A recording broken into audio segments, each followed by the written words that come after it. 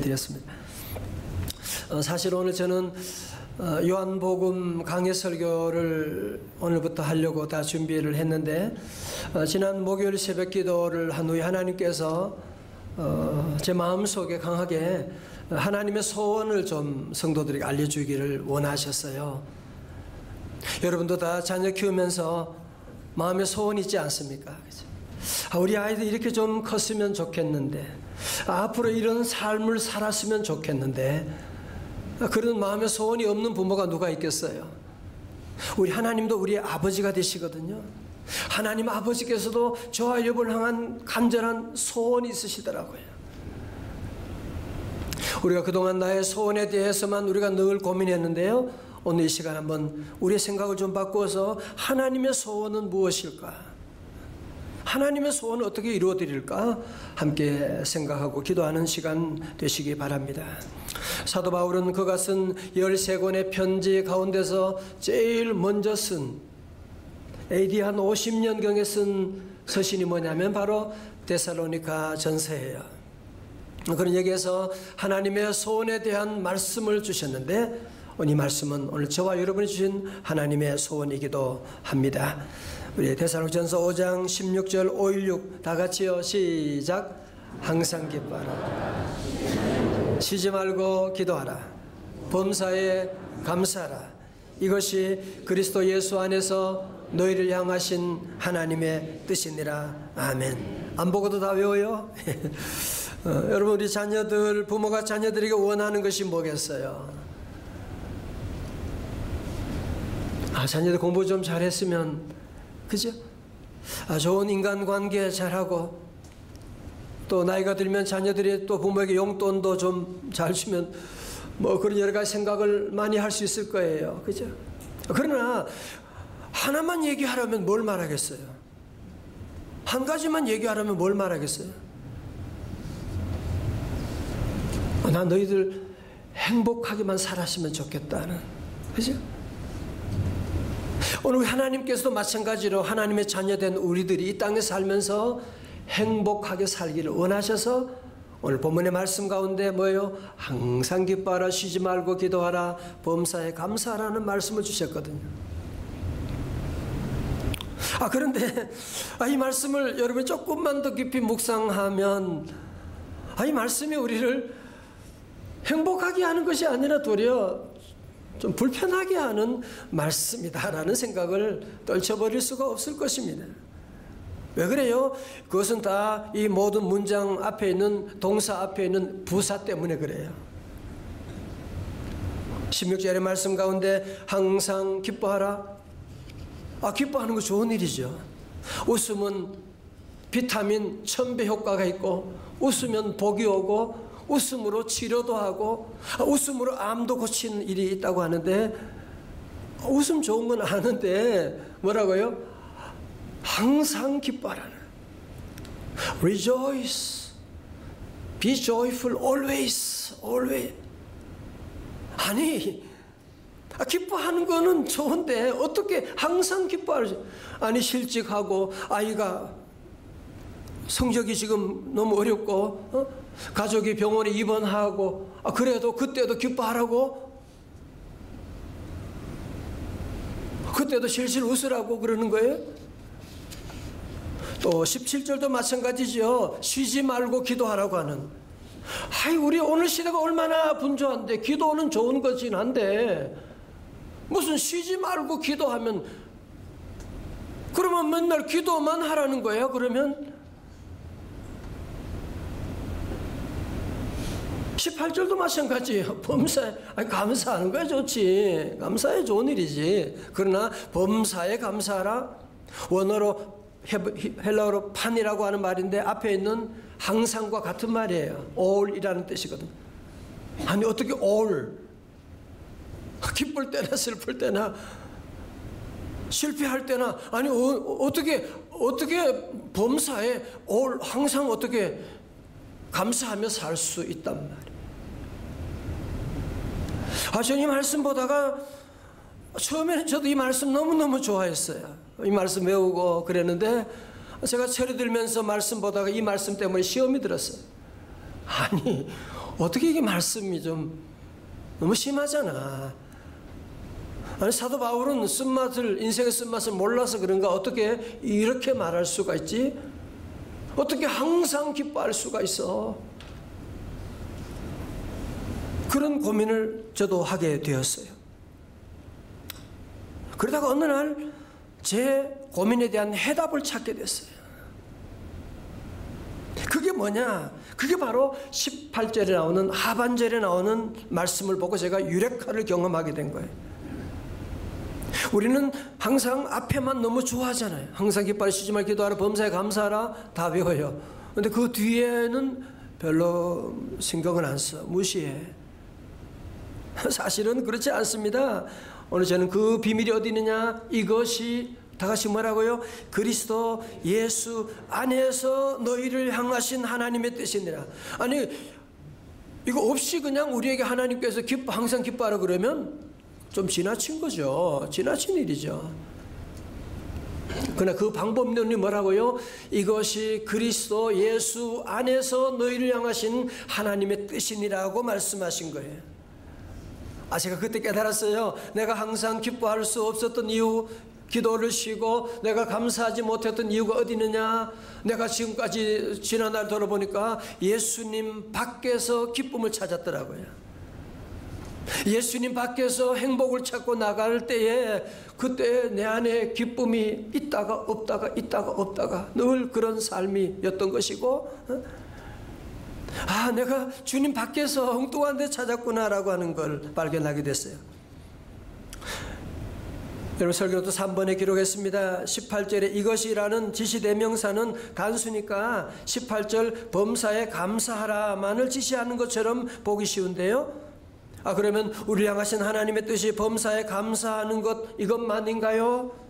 복음주의 성경학자인 렌스키 박사나 모리스 박사 같은 분은 설명하기를 16절부터 18절까지가 세 절로 나누어져 있지만 실제로는 한 단위로 한 세트로 묶여있는 명령이기 때문에 이것이가 지시하는 것은 범사에 감사하라만이 아니라 항상 기뻐하라와 쉬지 말고 기도하라의 세 개의 명령을 모두 포괄하고 있다, 그 얘기입니다. 자 보세요. 그러니까 이것이 그리스도 예수 안에서 너희를 향하신, 이것이라고 하는 것은 그러면 18절 앞에 범사에 감사하라만 하나님의 뜻이냐? 그건 아니죠. 도리 이 세 구절은 사실은 한 세트로 묶여져 있는 것이고, 우리 하나님께서 우리에게 원하시는 그리스도 예수 안에서 우리 향하신 하나님의 뜻은 뭐냐? 범사에 감사하는 것만이 아니라 항상 기뻐하고 쉬지 말고, 항상 기뻐하고 쉬지 말고 기도하고 범사에 감사하는 것이다. 믿으시면 아멘. 그러니까 여러분이 이제 이 답을 찾게 된 거죠. 우리가 왜 믿음생활 교회 다니면서도 왜 우리의 기쁨이 아이들 합격했습니다, 그때 기쁘고 그 외에는 맛있는 음식 먹을 때 좋았다가 음식 먹다가 싸우게 되고, 내가 그 기쁨을 어디 찾았느냐? 그리스도 예수 밖에서 찾았기 때문이었구나. 교회 밖에서 찾았기 때문이었구나. 여러분 보물찾기 해보셨죠? 보물찾기 할 때 선생님이 항상 보물을 숨겨놓은 그곳을 얘기하잖아요. 거기 가서 찾아야 보물을 찾는 것이지, 전혀 엉뚱한 곳에 가서 아무리 아침부터 밤늦게까지 돌아다녀도 보물 절대로 찾을 수가 없습니다. 우리 하나님께서 이 세계의 놀라운 축복의, 성공의, 행복의, 기쁨의 이 보물을 어디에다가 숨겨 놓으셨느냐 하면 다 같이요, 그리스도 예수 안에서. 다 같이 그리스도 예수 안에서. 그렇습니다. 그리스도 예수 안에서. 그리스도 예수 안에서 있는 것이지 이 밖에서는 이 보물을 절대로 찾을 수가 없는 것입니다. 그렇죠. 여러분 소위 성공했다고 하는 사람들, 소위 재벌이라고 하는, 소위 인기인이라고 하는 사람들 보세요. 그들이 가지고 있는 기쁨이 뭐예요? 짧은 행복이잖아. 하여튼 여러분이 세상의 어떤 기쁨도 그리스도 밖에서 얻은 기쁨은 다 짧은 행복입니다. 대통령이 돼도 5년밖에 못 가는 여러분이 뭐든지 다 그래요. 그러나 그리스도 안에 거하게 되면, 그리스도 안에 있을 때 항상 기뻐할 수 있는 거예요. 여러분 보세요. 아무리 손이 크고 팔이 힘이 세고 이래서 아무리 여러분이 이렇게 열심히 한다고 하늘 날아갈 수 있는 거 아니잖아. 어떻게 하면 돼요? 비행기 타면 되지. 비행기 타면 여러분이 아무리 젖지 않아도 비행기 안에 있으면 저절로 여러분은 저 하늘 높은 상공 위로 올라갈 수가 있는 거예요. 오늘 여러분 이 귀한 말씀입니다. 잘 들어보세요. 얼마나 많은 사람들이 내 힘으로 잘 살아보려고, 내 힘으로 기쁨을 찾아보려고 얼마나 애쓰고 이것저것 까보고 이것저것 먹어보고 이것저것 가져보지만 여러분 거기에 기쁨이 있는 게 아니에요. 여러분이 노력하고 애쓴다고 해서 쉬지 말고 기도할 수 있고 범사에 감사할 수 있는 것이 절대로 아닙니다.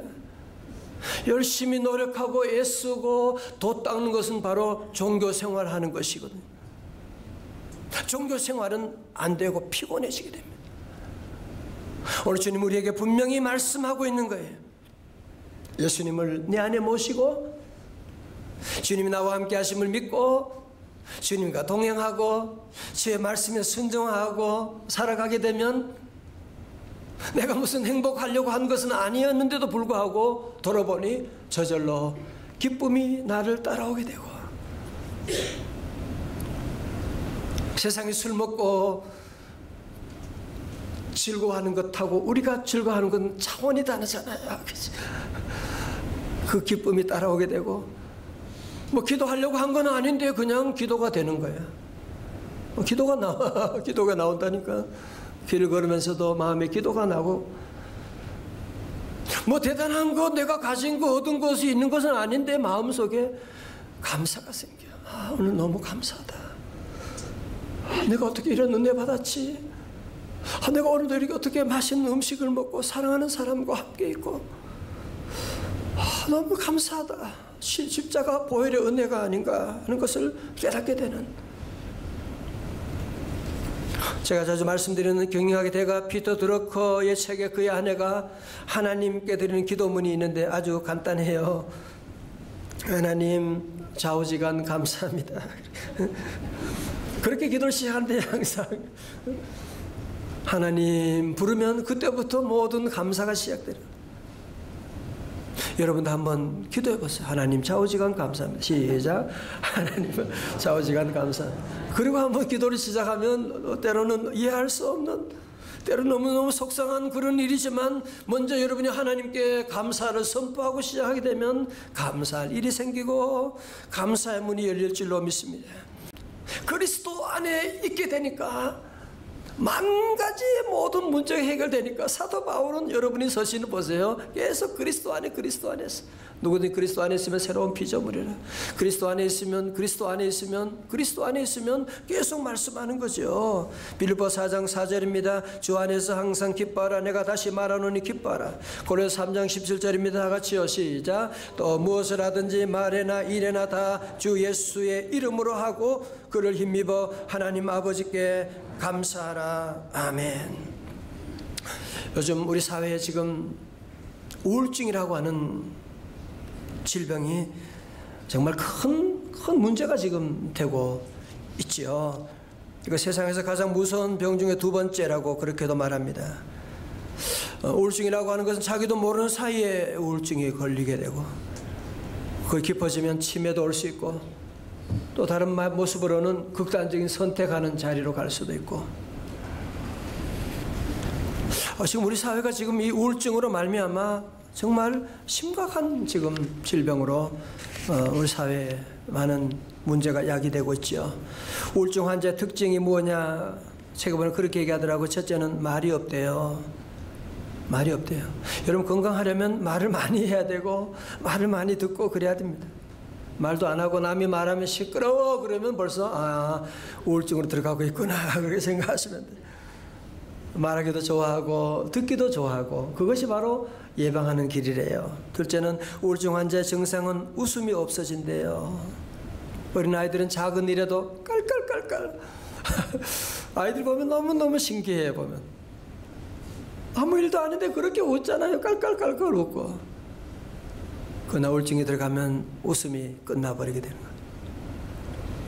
그 다음에 우울증 환자들은 혼자 있기를 좋아한대요. 만남을 거절하고 반가운 사람도 없고.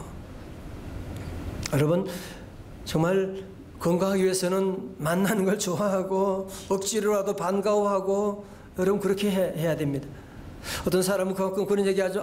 나는 이제 저 바닷가에 한적한 곳에 별장을 지어가지고 거기에서 살았으면 얼마나 좋을까. 거기에 살다가 우울증 들어오기 쉬워요. 그런 생각하지 말아요. 도리어 사람들이 북적북적거리는 곳에 살면서 정말 싫던 좋던 이 사람 저 사람 부딪히기도 하고 때로는 갈등도 하고 여러분 말도 듣고 말도 하고 이것이 우리 건강에 얼마나 좋은지 몰라요. 그렇게 보니까요 우리가 예수님 안에서 여러분이 교회 안에서 이렇게 우리가 분주하게 주님 앞에 나와 예배드리고 바쁘게 봉사하고 주중에는 세일 모임 가지고 여러분 이렇게 열심히 살아가는 것이 얼마나 건강의 길인지 몰라요. 같이 아멘. 여러분 그래서 우리가 이렇게 바쁘게 살아가는 것을 늘 감사해야 돼요. 감사하고 늘 바쁘게 교회 봉사하고 예배드리고 이게 얼마나 귀한 축복인가 하는 것을 우리가 알고, 그래서 우리 하나님께서 이 우울증의 사회 가운데 우리 성도들이 우울증에 빠지지 않고 천국의 삶을 살아가기 위해서 이 세 가지 소원을 말씀하신 것이거든요. 나같이요 복습하여 시작. 항상 기뻐하라, 쉬지 말고 기도하라, 범사에 감사하라. 이것이 그리스도 예수 안에서 너희를 향하신 하나님의 뜻이니라. 아멘. 자, 그렇다면 여러분 그리스도 예수 안에서라고 하는, 그럼 어떻게 하는 것이냐? 첫 번째로 그리스도 예수 안에 거한다고 하는 것은 말씀 안에 사는 것입니다. 요한복음 15장 7절에 너희가 내 안에 거하고 내 말이 너희 안에 거하면 무엇이든지 원하는 대로 구하라. 그리하면 이루리라. 여러분 내가 예수 그리스도 안에 거한다고 하는 것을 구체적으로 이걸 이제 중요해요. 내가 주님 안에 거하는 것은 주님의 말씀 안에, 너희가 내 안에 거하고 내 말이 너희 안에 거하면, 내 안에 거한다고 하는 말은 다른 말로 하면 주님의 말씀이 내 안에 거하는 것을 말씀하거든요. 그래서 놀래 기쁜 것이 우리 성도들 안에 보면 일독하겠다고 하는 분들도 많이 계시고 어떤 분은 분기별로 일독하는 분도 계시고, 여러분 마음속 그런 마음의 결단이 너무너무 중요한 거예요. 결심하고 여러분이 노력하고, 이제 1월에 좀 뒤처진 분은 지금도 늦지 않았으니까 다시 시작하고, 여러분 말씀 떠나서 기쁨 찾으려고 하세요. 여러분 지나고 나면 다 후회합니다. 기쁨이 있는 줄 알았는데 아니에요. 말씀 떠나서 여러분이 비즈니스를 하고, 말씀 떠나서 인간관계하고, 말씀 떠나서 여러분이 성공을 이루어도 지나고 나면 아무것도 아닌 스카이 캐슬처럼 다 되어버릴 수가 있겠어요. 두 번째로 그리스도 예수 안에 거한다는 건 뭘 말하는 거예요? 교회 안에 거하는 것입니다.